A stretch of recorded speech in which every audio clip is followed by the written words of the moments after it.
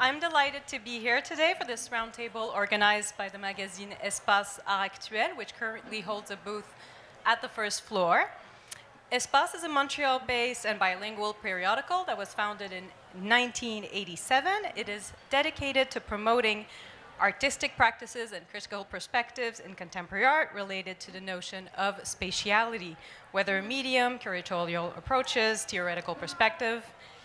My name is Fanny Curtat. I'm an art historian, consultant, and independent curator, and I am joined today by our wonderful panelist, Andrée-Anne Roussel, which is a media artist and filmmaker, and we have Horizon Factory, formed by Erin Hill, artist, writer, and birth support practitioner, and Nina Vroemen, multidisciplinary artist and educator. So thank you all for being here. Thank you also ESPACE, and thank you Plural for having us. So we would like to begin by acknowledging that we are located on unceded indigenous lands. The Kanien'kehá:ka Nation is recognized as the custodians of the lands and waters on which we gather today. Tiohtià:ke, Montreal, is historically known as a gathering place for many First Nations, including the Kanien'kehá:ka of the Haudenosaunee Confederacy, Huron-Wendat, Abenaki, and Anishinaabe. Today, it is home to a diverse population of indigenous and other peoples. We respect the continued connections with the past, present, and future, and our ongoing relationship with indigenous and other peoples within the Montreal community.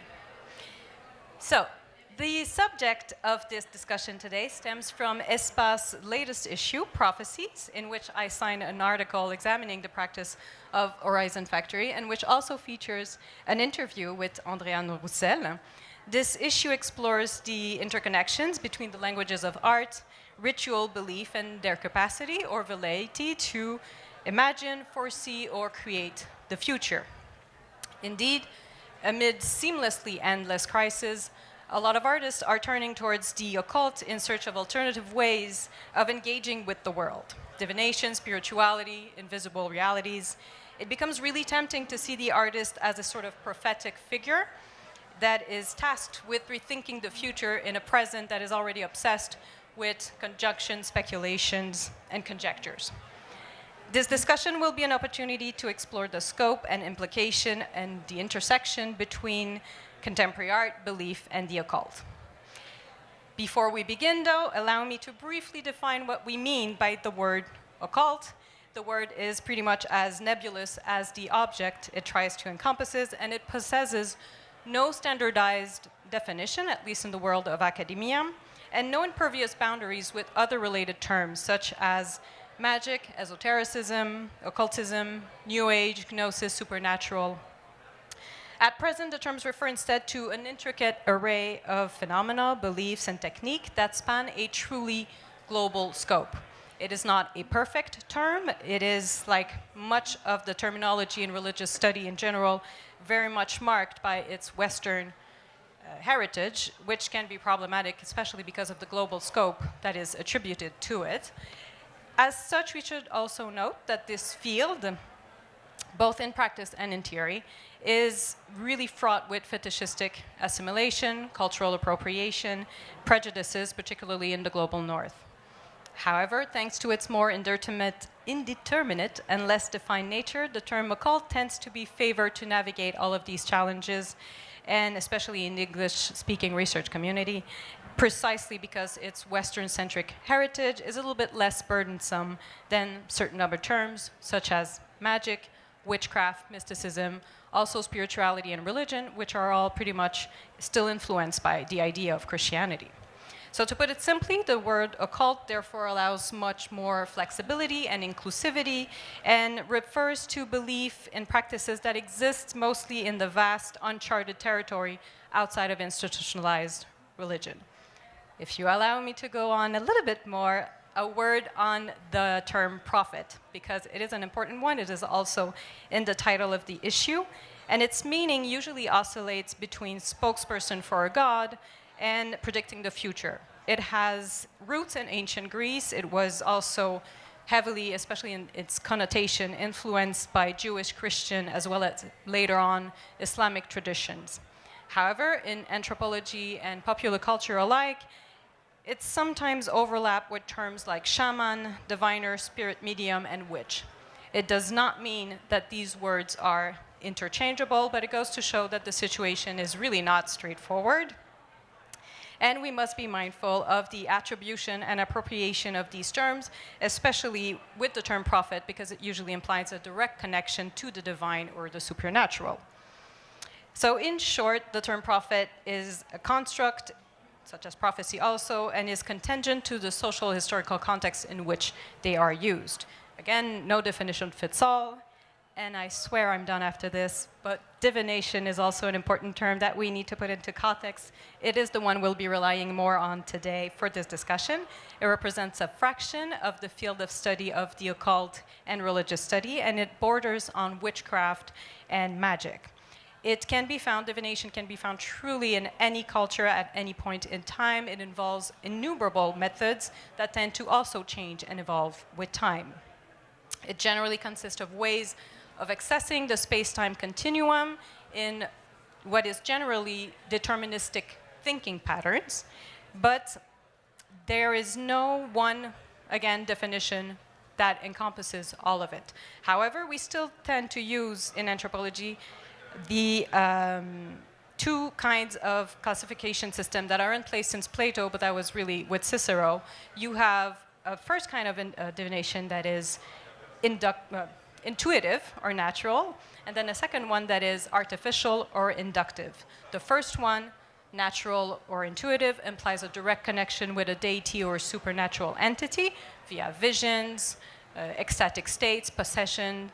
The second one, inductive divination, implies usually a systematization of the world in which you analyze signs and patterns. It usually depends on a medium that you observe or you manipulate, such as the stars, cards, coffee ground. The list is truly endless. Let us mention again that, like both of the terms I mentioned before, various mindsets that we need to take into account, biases, pitfalls, cultural appropriation, Western-centric prejudices. Even these two categories I mentioned are imperfect. They tend to be too simplistic. They can be arbitrary. However, they remain useful. In our conversation today, we will use the term divination very broadly, but we will tend to stay into that second category I mentioned of inductive or artificial divination. I am done. And now it'll be up to this discussion. With all of this nebulous background, we will use your work to anchor ourselves. We'll start with you, Andrée-Anne, if you could describe it to us and show us a little bit of what you do. Yes. Hi. I'll just read my little presentation. It will be easier for me. So, yeah, my name is Andrée-Anne Roussel. I'm a media artist and a filmmaker. I'm based here in Montreal. In my practice, I often create connection between perspectives that are not that don't usually meet, particularly between science and spirituality. My most recent project, from which I'll show a short clip, is titled Speculative Creatures. It was my first project in the documentary form, and it was developed during the pandemic when our sense of the future was really uncertain. In this project, I explored the desire to predict as a common human impulse, a way of giving meaning to our control the unknown. Through interviews, I brought together more than 20 perspectives, from psychics to financial analysts to scientists, creating a space where these different approaches can coexist without hierarchy.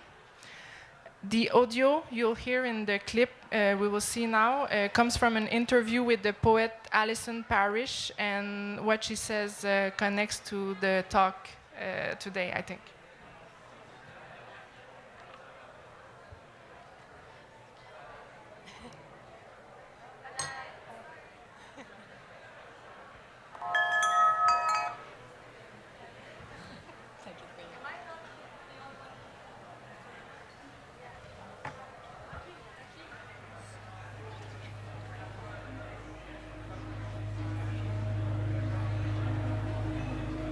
I have a spiritual life, but I think at heart I'm a skeptic when it comes to these things.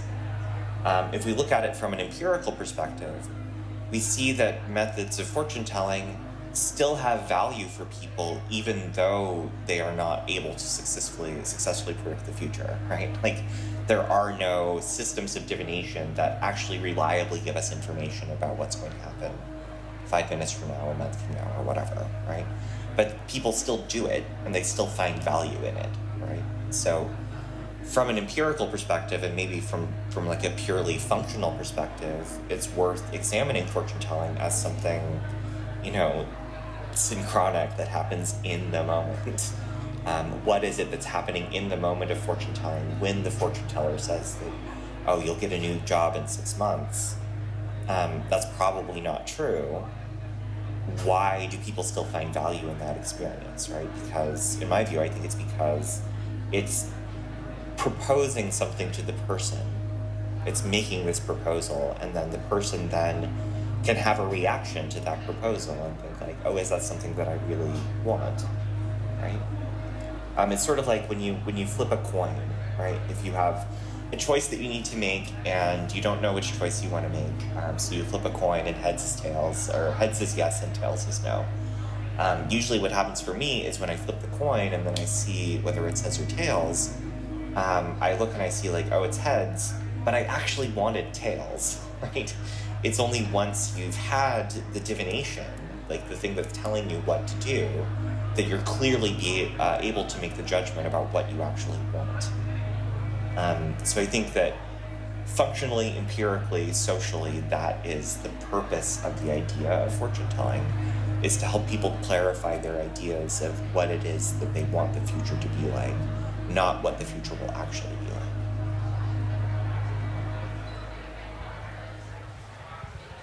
Thank you.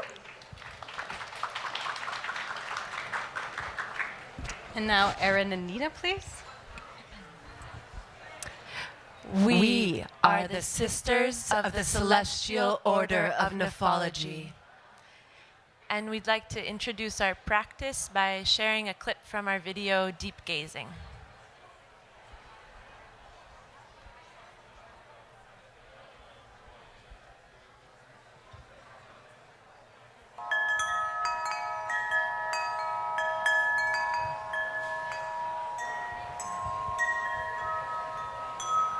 Scrying is an ancient practice of prophesizing through gazing.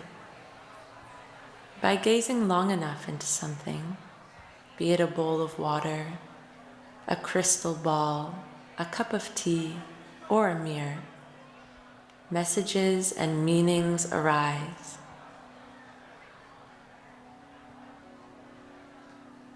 We practice scrying with the sky, reading its visible signs, such as clouds, for traces of invisible systems and weather to come. Scrying takes the forecast and applies it to personal and collective futurings, applying the qualities of the sky to the qualities of the present and future. To practice scrying, take a mirror and use it to catch a piece of sky. Spend time with it. Scrying is a practice of deep gazing. Celestial knowledge arises slowly.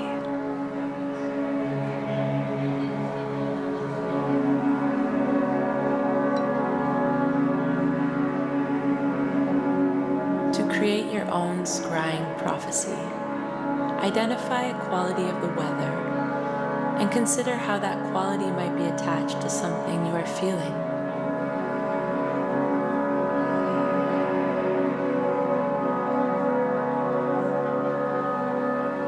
Perhaps you've caught a growing cumulus on the horizon, waiting to accumulate with the help from thermals below. Scry. Are you needing a lift in your day?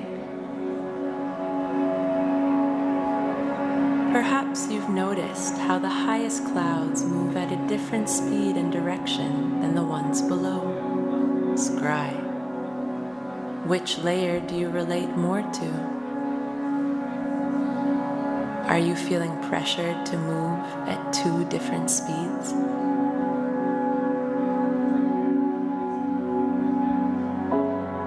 Getting to know the local weather, your home skies, the birds that sing in rain and sun, the songs of wind, the sense of seasons will all enrich the depth of your scrying.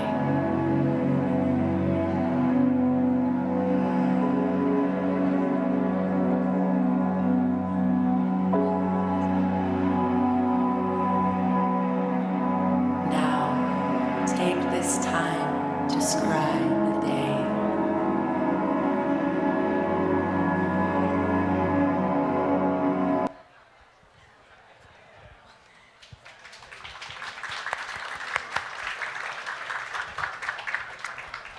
Now, before first question, I'd like to thank our interpreters, which I did not do, and I had such a lengthy introduction that I feel it needs to be mentioned. So thank you to the both of you. And I'll try to keep my first question pretty short. The idea of divination, you mentioned, Andrée-Anne, that your project stemmed from the context of the pandemic. I'm curious also how all three of you found the concept of divination, how do you came by it, and how did it happen to factor into your work? We can start with you, Andrée-Anne, if you want. Yeah, so it was during the pandemic where I was thinking about like the bubble, the possible bubble in the housing market in Montreal, and I was like, oh my God, I will never be able to buy a house, and I was really like anxious about it, and I really started to think about predicting, knowing the future, controlling the future. Yeah, it's really about like controlling the future, and I started to read about that, and I realized that, okay, trying to predict is so human. I feel it's also in our biology, like evolution, just when you walk in a street just to predict what's going to happen. So I went really deep in that research, and that's when I had the idea to approach this subject of like predicting the future, divination, but from every sides of the question. So yeah, that's the approach I took for my project. I did like I said, several interviews with a lot of different people, just trying to have like a general landscape of humans trying to predict the future with different practices. How about you, sisters? I think for the sisters, in the most rudimentary way, thinking about the forecast and meteorology, our project also developed during COVID, and how much the weather influenced how we felt, how we could gather, what could happen. And the unpredictability of that, especially during our current climate crisis. And the art of divination also slows you down. It's really, there's this idea of it predicting the future, but what it's really calling you to do is attune to the present. And so that was really important to our practice. Yeah, and I'm thinking about the first residency we had, which was 2019, so just before the pandemic.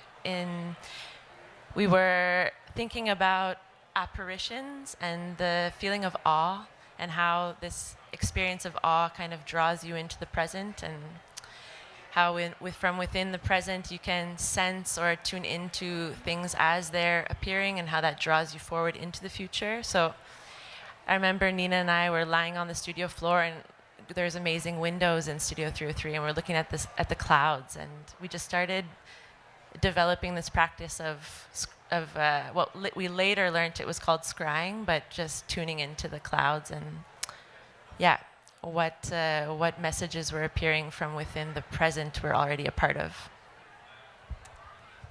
I think it's important to note that both of these projects stemmed from a crisis. And like I mentioned in the introduction, divination is often connected to fear and to a need to control and a need to also comfort. Like, it's comforting to have some sense of what's coming and to deal with this anxiety. And there is this very strong parallel between fear and hope, because one brings the other. There's also this idea that divination scares a lot of people who are not really understanding of it and put it in the same nebula of conspiracy theory and things that come up in the context that we need more rationality instead of going towards divination. And I'm curious where you fall on this sort of scale between fear and hope. Is your projects, do they fall somewhere on this scale? Is it something that is meant to awaken a fear or to provide hope? Is it even the role of the artist to do any of these things? Is that something that factored into your role? Or was it just you had this fear and then needed to have this comfort? I'm going to start with you again, Andrée-Anne, because you have such multiple points of view where you don't have just one that is akin to just divination, seeing it as a form of comfort, a necessity. You also have, like you mentioned, scientists. You have people from the financial world. So on this scale of fear and hope, where do you feel you land? It started with fear and anxiety, but I feel at the end, I felt that there was like a balance in everything, like a search for balance. Like every person I interviewed used intuition and also more rational data, like ways of knowing things, like data and research. And yeah, I feel it's really, it's comforting to think about, like, oh, it doesn't have to be only intuition or only driven to data. And I feel like there's maybe two reasons why people go, for example, to see a psychic. It's because they want to hear what they already know, or they are afraid or anxious. But it's also just another way to access information. I think it's just like a way to do something different. That's what we do in everyday life in our society, that's more like rational. And yeah, and there's also like a lot of communities that can be created through those practices, and just making things differently, and like, I don't know, going in different path that you wouldn't if you didn't ask, for example, a tarot deck. Yes. And before we go to you, I feel like one of the interviews goes exactly to what you're saying, that sometimes it's about providing options.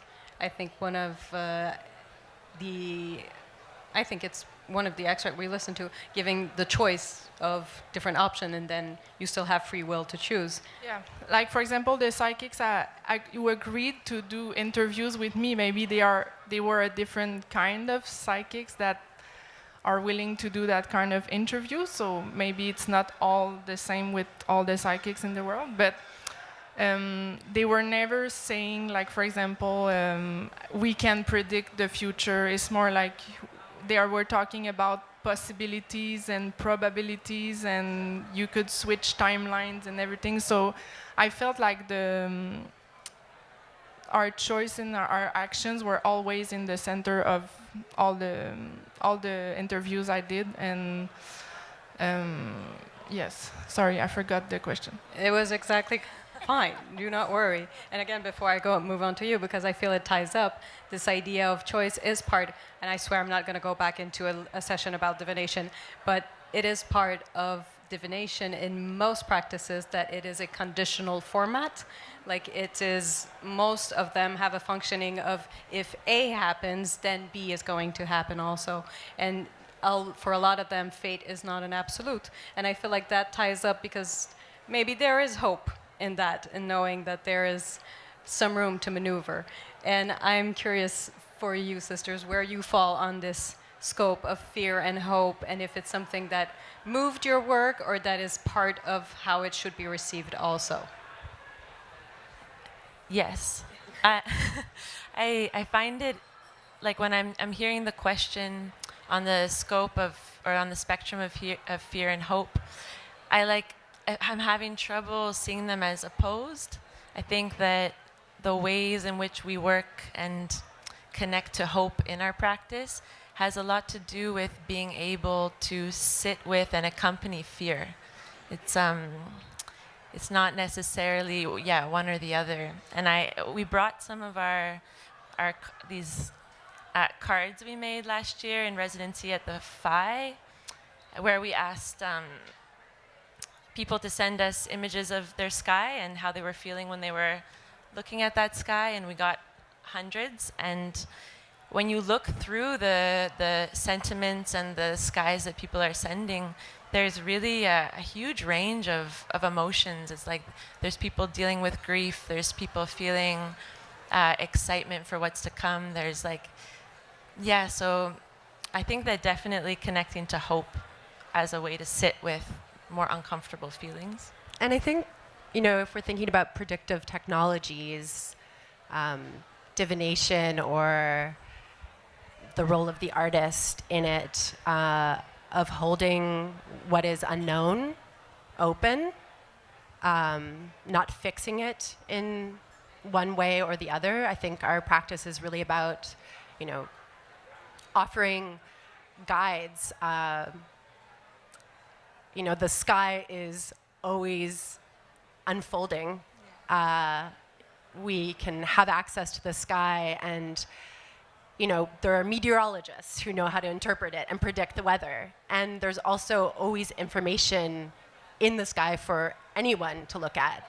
And the fact that we don't know, or, Erin and I started learning, and in lots of cultures knowing, that is passed generationally and understood. And I think that gap of knowing for us, where it was like, oh, I don't know what these clouds mean, and they mean something. Mm-hmm. And learning how weather is so locally based. In Montreal, there can be all different types of weather occurring at any point. And so it became this really beautiful practice for us of attuning to the present and of the subtleties unfolding that are unpredictable. If we think about quantum physics, even, it's like there are things that cannot be understood, and that hopefully, instead of fear, generates awe and curiosity and hope. I think that's a very important thing, because you're also providing a very great segue into the role of the artist. With a theme like Prophecies, and like I mentioned, it's easy to see the artist sort of as a prophet, dealing with the future, shaping it, providing us choices that are in turn going to influence and decide what it does.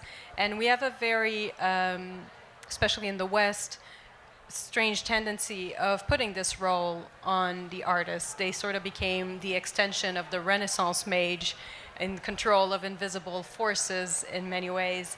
And it's a very two different approaches, because in your case, like you were mentioning, Andrée-Anne, you have a mosaic of point of view. It's not necessarily something that's occult forward. It's really about speculation as a theme.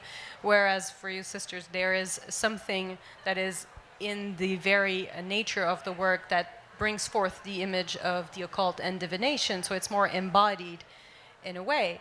And so it's even more interesting to have this idea of the prophet figure.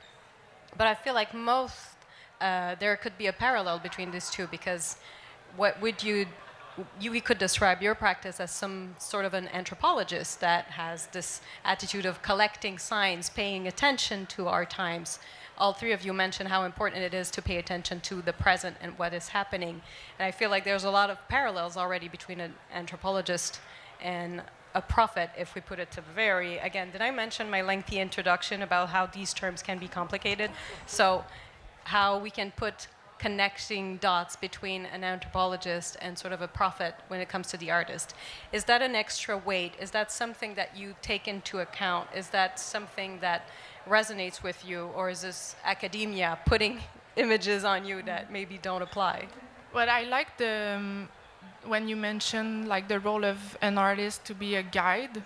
I feel like maybe that's the role I chose. Like when I say I really like to make connections between two subjects and two ideas that are not necessarily related. That's really just personally what I love to do and that what excites me.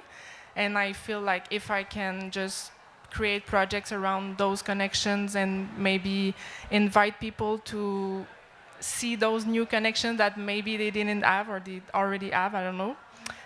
That's a nice role that I would like to to take. How about you? Yeah, I think to be a guide or to just encourage attunement and attention and noticing. Our work, Deep Gazing's, really influenced by Pauline Oliveros' work, Deep Listening, and that is about, using our senses in order to attune to ourselves and the environment around us and others, and that subtle knowledge can kind of like reorganize your nervous system. It can generate something that feels connected to something more. I think there's a lot of isolation, loneliness as a condition and of human condition, and that feeling of connectivity in having a collective experience, like that's very important to our practice, like going out under the sky and divining with other people, asking questions about the clouds that are happening and what they mean, and that connection, that's something that's like a chemical reaction that's happening when you engage with someone and there's something sparking, and so just fostering those opportunities is important. Yeah, I'm glad you brought up Pauline Oliveros and Deep Listening. That's a really important reference for us. And I was thinking about, if the artist is a prophet, it's like, in a way, I don't think it's our role to take that on. I think that there's often a lot of projection in that, and but then what is our role, I think, is to create practices and dialogues that help to undo the frameworks that make people seek that make people seek someone who's going to tell them with certainty what it's going to be. So I think in our work, and probably yours as well, it's like, how do we point to those frameworks and undo them to show also, like, all of this has already been unfolding for a very long time. We're connecting to lineages of making and of being in place. Like, it's not about being innovative. It's about, as Nina had mentioned, like slowing down and learning to listen to what's already there. I think that's very, very relevant. Like you said, there's a lot of projection when it comes to the role of the artist, but all three of you mentioned this idea of connection, and I feel like, again, this idea of connecting to the present. And that makes me think of, in this incredible occult nebula that I mentioned, there's this author in '94 who coined the expression in French, nébuleuse mystique ésotérique, mystic esoteric nebula. I'm going to go with that. And there's just a slight common thread through all of the variety. It's this idea of the theory of correspondence. It's also a very fraught term. The history is long, complicated. Still, the idea remains. Most of the divination practices function with this idea of alternate connections. It's the same for astrology. You're connected to the planet, an individual. You have an astrologer, I believe, in your work that mentions that she can do charts for Bitcoin. So this idea of finding new ways of connecting, I feel like that's an important key in which the occult can be relevant outside sort of the idea of belief. It sort of provides different alternatives. And I wonder, is that in a way what drew you to it also? Because we are faced with, again, you embody a form of divination and a form of occult. You put it in a mosaic of multiple point of views.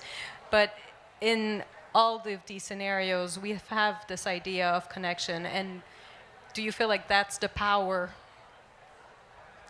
dubious word here, of the occult in its fusion with art? Maybe we can start with, Andrée-Anne? I mean, I think, like, if, Adrien, do you want to? No? I mean, I think, like, you were, to understand that there's just so much influence and connection always occurring. You know, there's, like, we can think about it as divination, and we can think about it as occult, something, you know, to tie two things together. You know, I think artists do that to bring, to notice that, but to believe that, you know, the earth is separate from the planets, and that our own bodies that are from the earth behave somehow independently of, you know, this entire solar system. Of course, there's influences. They're influencing how we behave, how we think, from the food that we eat to, you know, that creates our ability to think, and, you know, to the media we consume, and how that creates realities right now, which is troubling. And I think tuning into the environment or these unknown influences are really powerful. Yeah. Also, I think it's also the connection with yourself. Like, I think in a lot of occult practices, that's the main goal, like just to connect with yourself, like you said, being in the present, but just stop for a moment and like ask, what do you want? What do you feel? What's your goal in life or anything? So yeah, it's also connection with everything that's invisible around us, like you said, all the like nature, all the forces that we just disconnect from ourselves from them in today's society.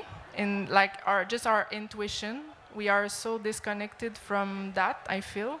So just practice some occult techniques can just make you think more about your intuition, connect to it. And I think it's just only good can come from that. Even if there's no like truth coming out of it, I think just to take the time to connect with your intuition more can just be good in general. Okay. And I think, again, it's very interesting because this brings us to the idea of belief, because we are in both cases, it's not really implied. Again, you have multiple points of view. You even have people that are, Andrée-Anne, speaking to the fact that they can practice, for example, divination without necessarily holding on very dearly to it and being very skeptical about it. And sisters, your practice, yes, is akin to something of in the vocabulary of the occult, but it's also very much anchored in science, in meteorology, and paying attention to what is very palpable and tangible around you. And I'm curious, in which capacity does belief factor into your work, and does it at all? Is it really, does it need to be there? Is it possible to distance it from a conversation about divination and about the occult? And I think it's going to be very interesting to hear all three of your points of view, because, again, they give a sense of the complexity of the notion of belief, which we, again, won't go into detail here, but it speaks to this idea of a context in which a lot of people are going to rely on divination without really going into it. It's going to be like people looking at their horoscope. We're not talking about strong belief. Edgar Morin talked about croyance faible, weak belief. And in your work, sisters, you have this tension of recreation and conviction that is really part of divination itself. It can be very playful, and there's a lot of tradition in games and oracular practices. So belief is very complex, and I feel that we feel that complexity in your work. But is it something that takes into account, or can we have this conversation outside of the big belief with a capital B conversation? And maybe we can start with you, Erin, because I think you already worked on suspension of disbelief. I think it was something that I saw in your work. Yes, I was. That was what I was thinking of as you were asking the question. In previous projects, I was looking at magic, broad, and I really enjoy, deeply, the notion of the suspension of disbelief, which is what happens when we go to the theater or we see someone do sleight of hand. We know the coin didn't actually disappear and is now appearing from my ear. But in the suspension of disbelief, it allows us to participate and to become a part of that moment of awe. Despite understanding what is happening, you still feel this sensation. And in our practice, I think in developing the characters of the sisters, there's something happening in the suspension of disbelief when we come into play and we're wearing these outfits and inviting audience to suspend their disbelief along with us, which, I don't know if it's the goal is to make people believe, but maybe rather to open, again, create this opening in the suspension where attunement to the self and to the collective for other possible becomings can flourish, And it's the sisters are kind of campy. They're kind of queer. There's less detention between the sisters. We kind of are enraptured by these huge clouds, and that's part of it too. We're playful. We're inviting play into that, to play, to imagine. That's something, spaces where that's occurring. There's world building happening there. There's relationships that are built when people are disarmed and having to know all the time, we're sitting up here and it's my body's shaking because I don't know, but there's that awe that we want to generate, that it's okay not to know and connect in not knowing and then imagine something more. I'm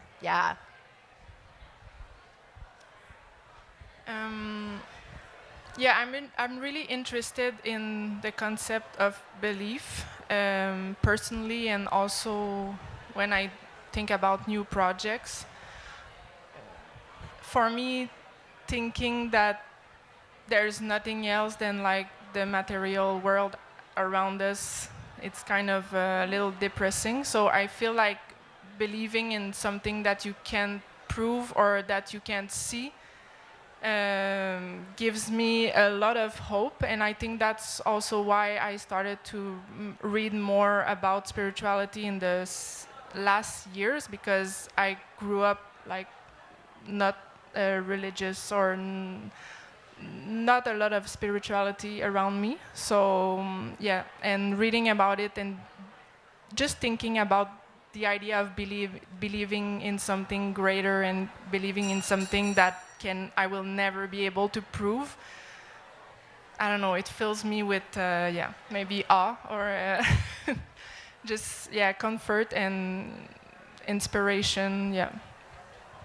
And it's interesting that you say that, and again, with the idea of playfulness that you just mentioned, there's such a different aesthetic, because there is this very strong interest that we feel in Speculative Creature, the project that we are talking about today, but there's also sort of a distance that we feel in the way the work is presented, sort of an objective point of view. We see hands, we hear voices, we don't see the faces. The audio plays a big part, and the audio plays such a big part also in your work also. So if we could transition to all of these interests and belief and divination, correspondences and everything, how does it play into the material, very artistic choices that you have to do?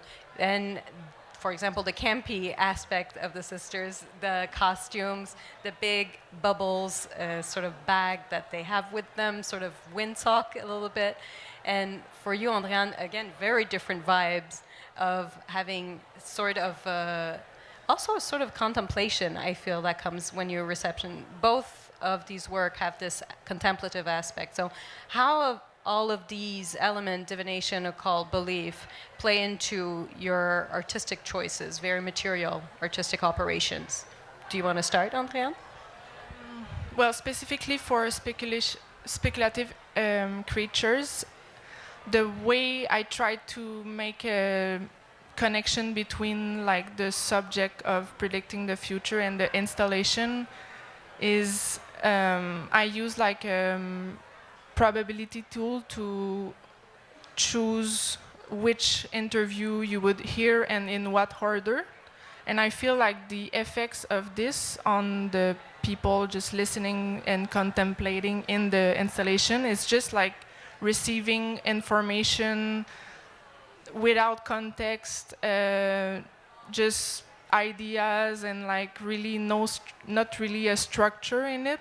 And I feel this resembles the way, for example, again, a psychic could receive information from outside and without context, and they have to interpret the symbols, the color, the sound they hear. So I feel in this particular project, that's how I try to join the content and the form.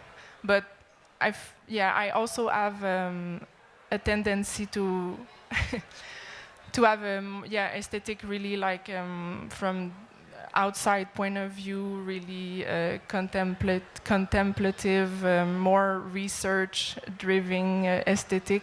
Also, the idea of not showing the faces was also, I really wanted to, like each person we hear is more an archetype of the role they take in their life regarding predicting, instead of like, oh, this is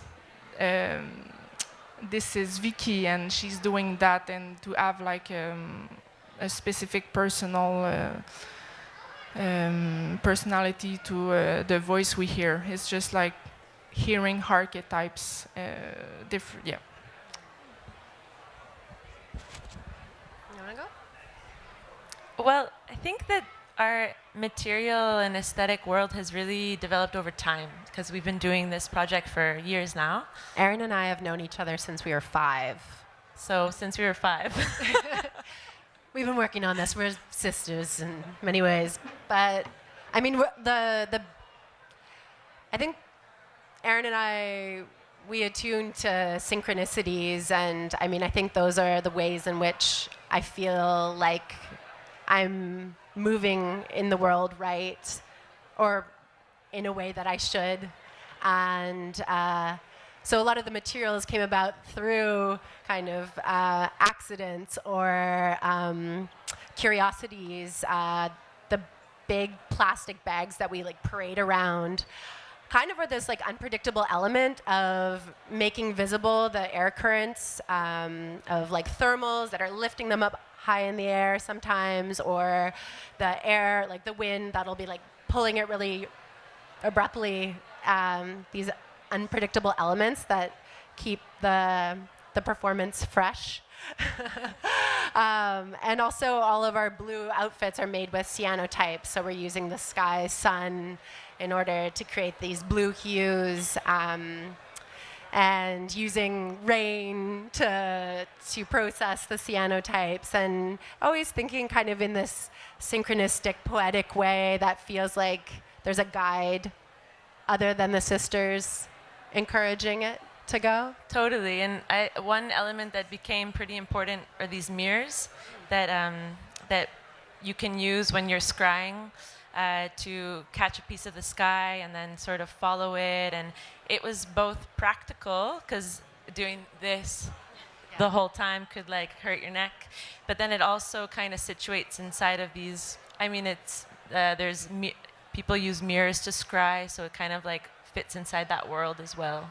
And it's very much, each person will have a different part of the sky. So in the performances, people are catching different parts, and it's almost as if that's their little piece. That's similar to, you know, the sediment at the bottom of a teacup. You know, it's your own personal piece of the sky to think with and feel with and let messages or meaning arise. And I think in thinking of the lineages that maybe like divinatory aesthetics or practices would come from, like there are reasons people have been using cards for centuries, right? So when we created that project of the celestial prophecies where people could send us their sky images, we didn't know we would make them into cards, but then it sort of intuitively fit into that form. It was like, of course, this has existed for a very long time. Don't get me started into cards and tarot. So, yeah. We have maybe time for one quick question before we open the floor. Maybe we can open it up to what's next. Is it still a theme that you want to explore in the future? No pun intended. Is the future still something that weighs on your mind? Both projects were created during the pandemic. Is it still something that motivates you today with your current project? Where are you headed? Yes, this will be my only other project around this, but I have a project about for a feature. I really want to create a character that learns to believe, and like how and why she comes to like how the belief comes into her life. And yeah, I think so this is really around the same thematic, but yes. That's fascinating. I'll be following that quickly. How about for you? I guess this loops back actually to the materiality. We did the 6-month Phi residency, and we recorded 2 different versions of our performance experience in French and in English. And how you experience the performance is through audio, individual audio. So we can have now a French and an English audience experience the same performance.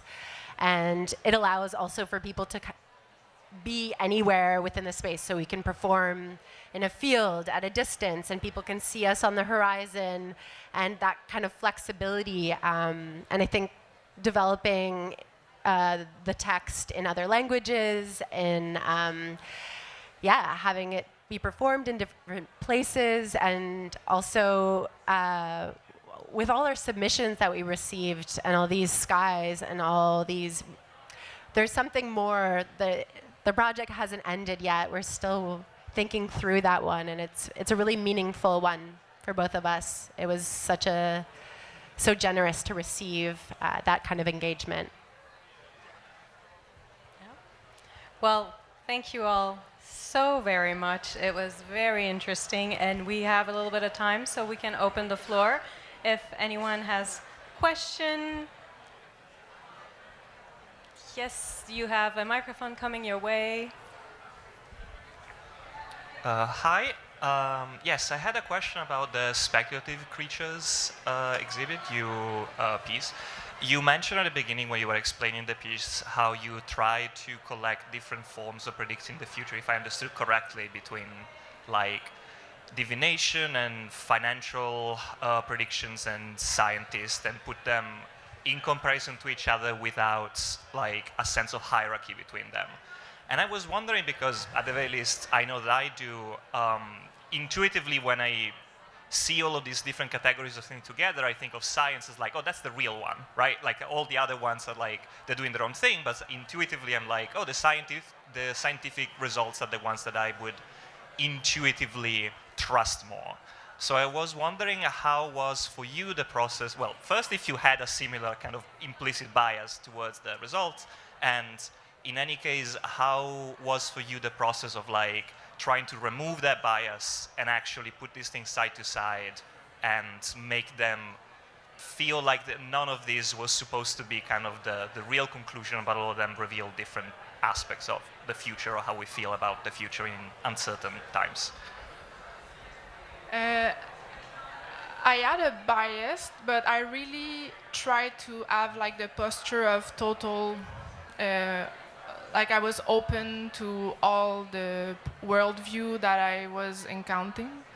Like every time I did an interview, I really tried. It's almost like I was trying to believe what the person was believing. I was really not trying to question his belief or his point of view. I was just like, okay, I go with your point of view. And listening to all the interviews so many times for doing the editing, I felt like everybody was talking about probabilities. So even in science, I think there's one person in all the 20 interviews that said, I think we can predict the future with climate change, models. But all the other, even in finance and even in science, it's just like we can predict probabilities, but it's not 100% sure. So that made it, even with all the other more occult practices in my sense, because there was not one truth. It's just like people trying to predict the best they can, but everybody was aware that they could not really predict better than one. Well, yes. Thank you. Thank you. Anyone else has a question? Over there. Hi, thanks so much. I think these conversations are so important in relation to contemporary art, so I was so happy to see this panel, and thank you to our panelists. I'm really curious about the language around these topics, specifically the use of the word occult. In my own endless writings of artist statements and stuff, I've been gravitating towards the word Western esotericism as a more kind of useful term. Whereas occultism seems to, like, for me, to mark like more like 20th century kind of magic, spirituality kind of stuff. I'm just really curious about, and thank you for your beautiful definitions at the beginning. So because you're so influenced with the language and stuff, I'm curious about that decision to use occultism versus, and for the panelists, if there's language that you guys like to use to talk about these things, is occultism the word you like, or? So it's a great question, thank you.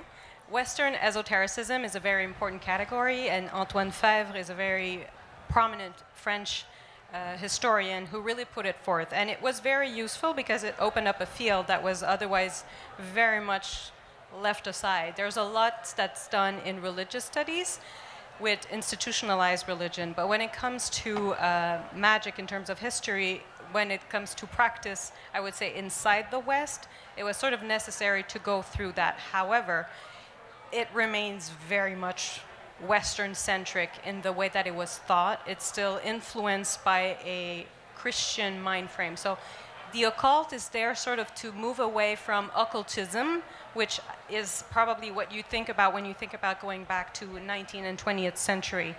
The term, all of these terms are from the 19th century and tend to be associated to a reality that's a lot older. So they're all anachronistic in a way. But the occult is sort of the one, because it usually is, especially in French, an adjective more than an actual noun. It's been used to sort of try to move away from this very much Western-based.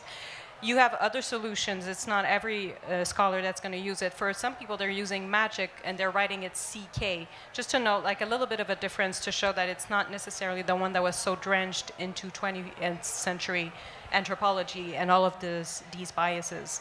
But it is a very important question because it's muddled waters.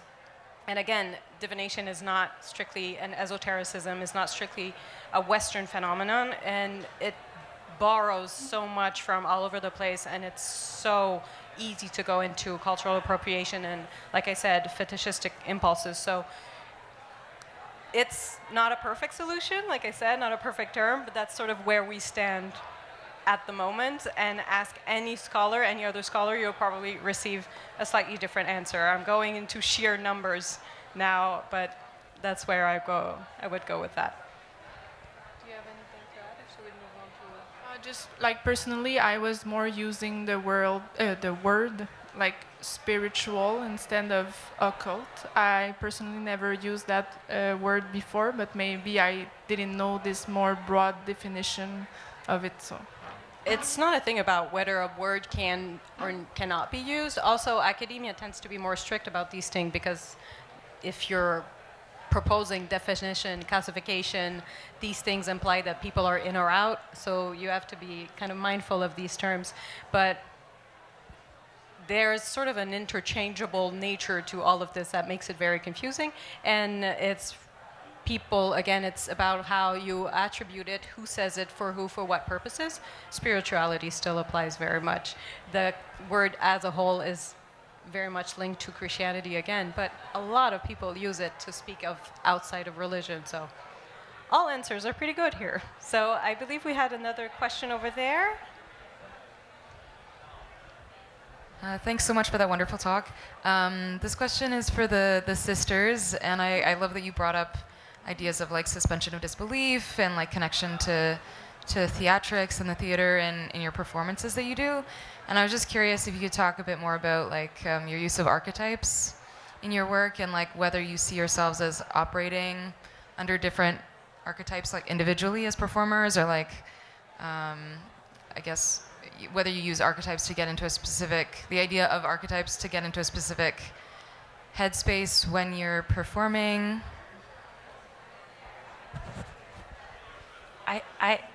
For me, I think that's the first. I don't think we've ever spoken about archetypes together, but I think we both maybe have a relationship to them. And if I reflect on the process of the sisters, there were moments where we were thinking about what image we were putting forward and what form of sisters were coming through, and I think that there was a moment where we shifted our costumes a bit and incorporated this, well, the jacket that's cyanotyped.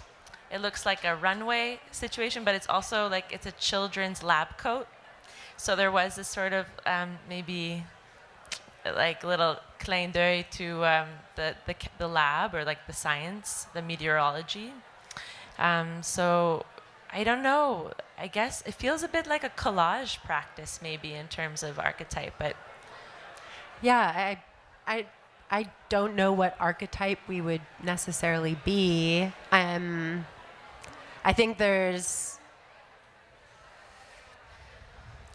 there is an energy we want to conjure. Like it's important. Sometimes even right now, I'm like, are we the sisters right now, or are we separate? Like, it's uncomfortable because we've been doing this so long together, and inhabiting that is part of the belief.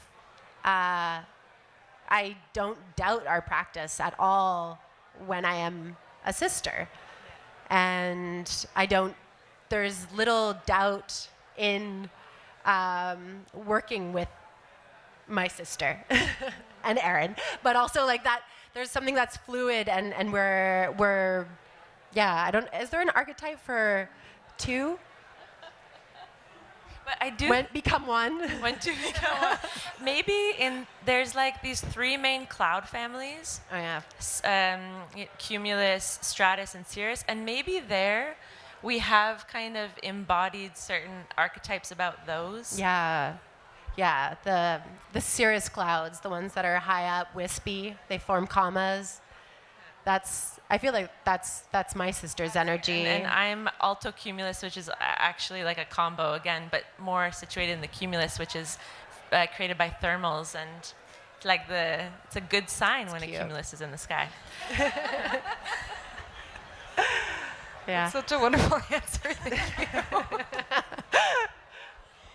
So maybe we have time for one more, if anybody has a question. If not, I'll ask one. Yeah? Are we sure? Nobody else? One last thing before we go. We haven't talked about really the notion of activism, how occult and divination can play a part in that sort of beyond belief. How can it reshape, provide alternative? We did mention that, but it is often opposed to modernity, sort of as a big capital M, a mind frame, mostly in the Western world, that's drenched in reason. And I'd like to hear, do you feel like there's an activist side of it in your work? Like, can it support a practice? Can it shape new narratives, again, outside of the idea of belief, just by the fact that it is an alternative? Do you think that that resonates with your work? Well, I will not talk in my work, but I just feel like in general, like in society, I think there's a side of activism in practicing around occult practices, like in communities, just like gathering together, like thinking differently. I think I repeat myself now, but yeah, the idea of like, okay, we are doing like outside community, going against maybe the main beliefs in society and the main practices. I think there can be activism coming from that. I think it exists. I just don't have like the specific example at the moment. But I think you showing it, that it exists side by side with multiple other points of view, I feel like that's also a political statement of sorts, showing the multiplicity. And I feel like for you sisters, there's also sort of course, the ecological crisis, but there's something about the bringing in people and trying to give this tool to sort of question and expand and be present. So do you think it can have sort of this political aspect to it? I mean, we've been thinking about a project where we look at different social movements and organizing historically in archives, and looking at the weather and the sky, and how that permits people to gather, to be together. You know, a big part of the project is about, you know, we speak about, do you know has anyone read the book James Bridle's The New Dark Age? Yeah, and it's about, you know, predictive technologies and how those are failing us right now because of unprecedented times, politics, control, technologies that we've allowed to predict futures, and how that actually can create such a sense of hopelessness and inaction. And I think the sisters are really about thinking about the fact that things are unpredictable. And though that is scary, it also allows there to be space for change. Greater system changes. Yeah, greater system, yes. And as you mentioned, like providing a tool, I think it's really unfathomable what's happening right now in many places, and where I don't feel it in my body and in my present, but if I were being confronted with these things, like violence, extreme violence, I would need to be like there. I could react, and then I could also respond, and I think the ability to respond requires, we're talking about slowing down and practicing response instead of reaction. And there's this idea of like responsibility being response-ability. And if anything, I think that's one of the tools that we're trying to, cultivate in thinking about activism and stuff. Thank you so very much for all of your great answers. Thanks you again to our interpreters who worked incredibly hard. And thanks again to Plural and to ESPACE. Go visit the booth, it's on the first floor. And thank you all for coming. Thank you.